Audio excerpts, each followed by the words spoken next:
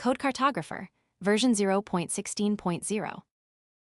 Asking an LLM to analyze this repo loses context halfway through, hallucinates findings, and leaves no artifact the next session can pick up.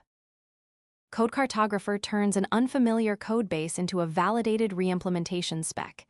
6 phases: architecture, defect scan, contracts, porting, spec, each validated before the next one runs. The file system is the memory, not the conversation. What is new? The dashboard regenerates on completion and amendment. The library loop is discoverable. The terminal boundary routes to post-pipeline surfaces. And the driving chat is the orchestrator by default with mechanized decision logging.